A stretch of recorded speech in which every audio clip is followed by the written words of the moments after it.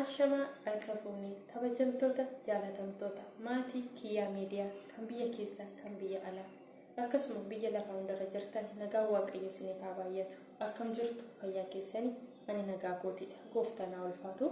Baga eeggamtanii gargaaramtanii guyyaaf saatii kana geessan isiniin jechuun jaaladha.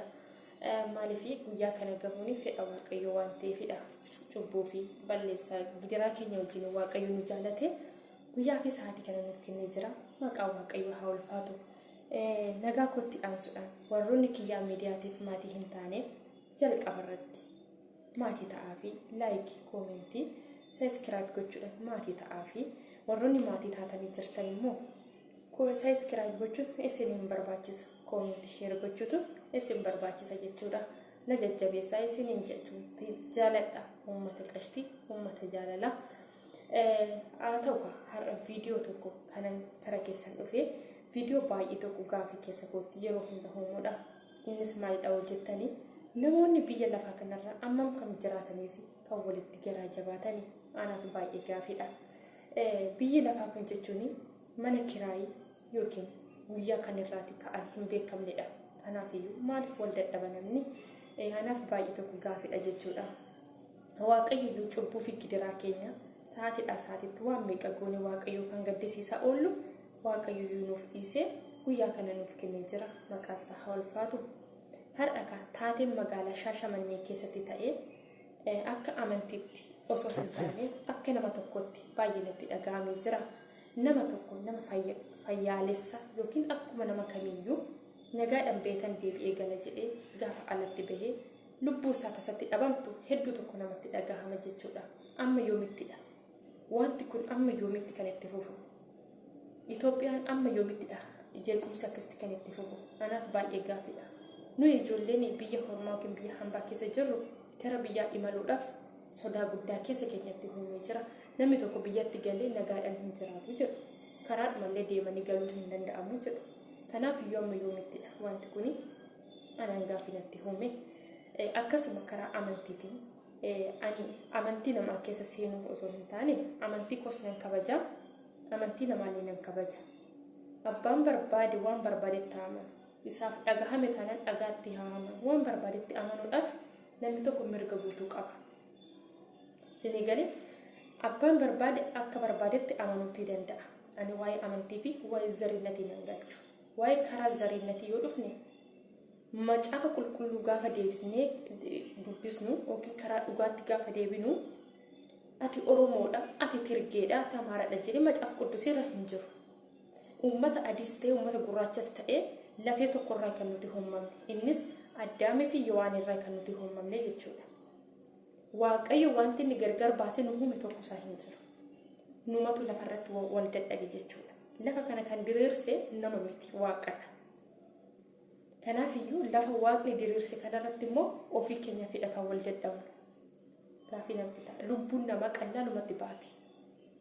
Amma dhugaa haalli guyyaa har'aa magaalaa Shaashamannee keessatti ta'ee baay'ee tokko nama gaddisiisa. Haala amantiitiin jechuudha.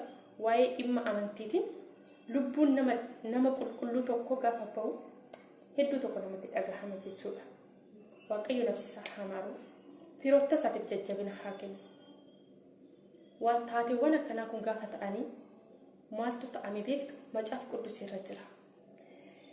Dhufaatii Iyesuus Kiristoos yeroo inni deebi'ee biyya lafaa kanarratti dhufu taateewwan ta'an gurguddaanii tokkoffaa sabni sabarratti ka'a, mootummaa irratti ka'a, ilmoon haadha irratti abbaa irratti kaati, abbaa fi haati ilmoo irratti ka'u, obboleessi obboleessa dabarsee kenna, obboleettiin obboleetti irratti kaati. Wangeela irra jira kun. Akkasuma hongeewwan garaagaraa biyyoota garaagaraa keessatti ni ta'amaa jedha. Sochoonni lafaa biyyoota garaagaraa keessatti ni ta'amaa jedha. Wantoonni kun hundi immoo ta'ameetii mul'ateera.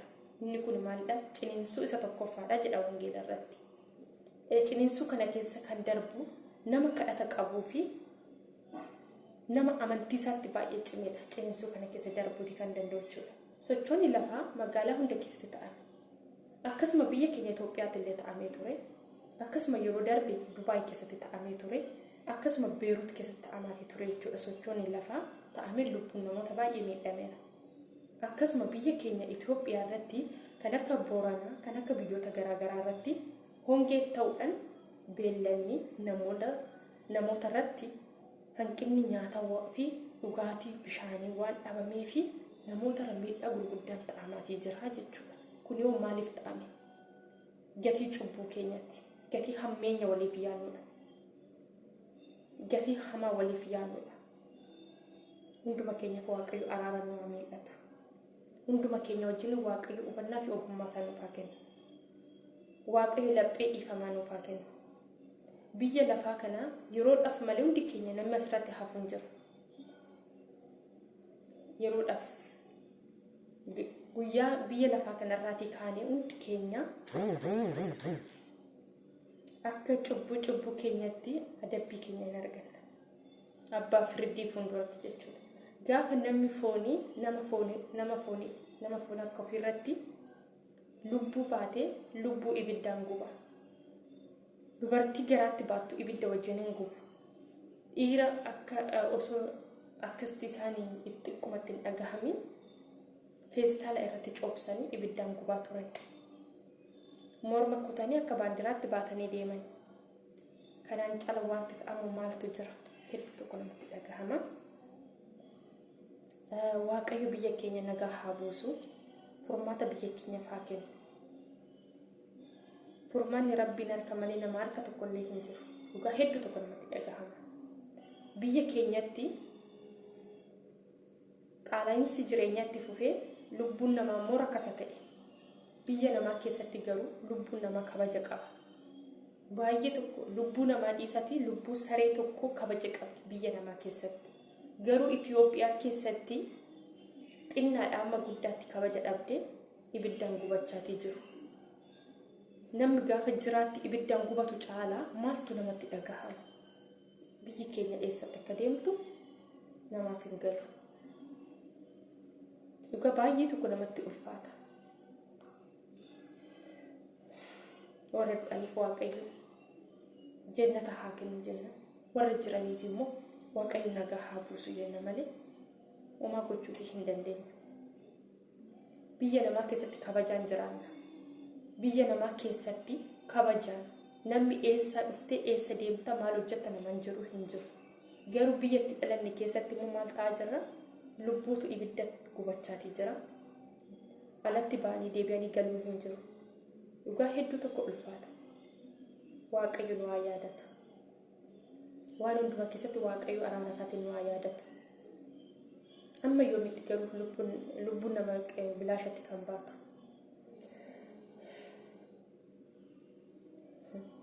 Dhugaa gaaffii namatti ta'a.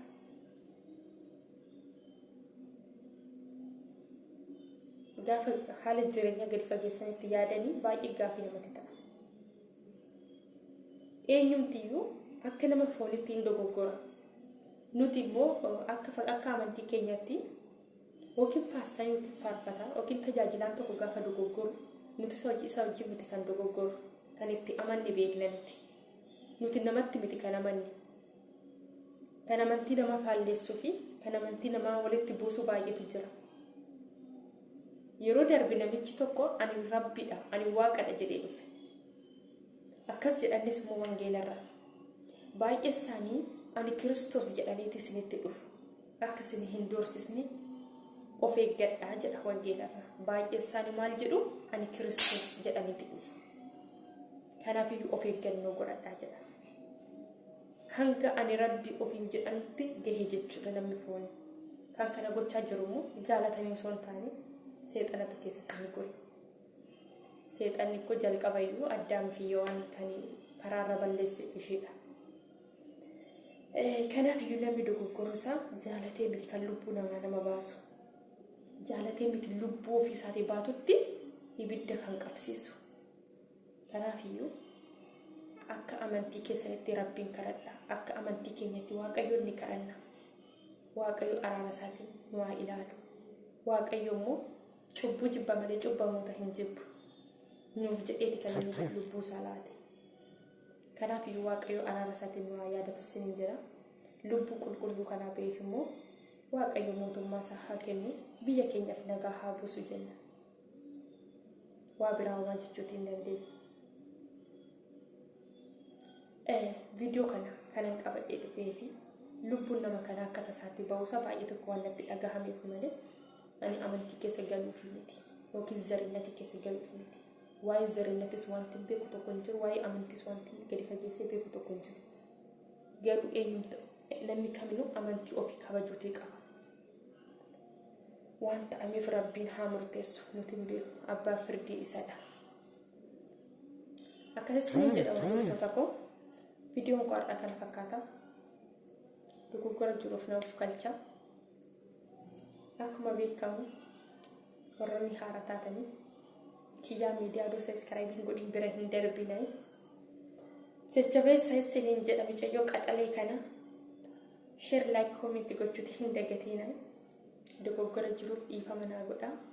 Sinin jaaladha, sinin kabaja, uummata qashtii, uummata jaalala. Viidiyoo biraatiin hanga walitti deebinutti nagaan naa tura.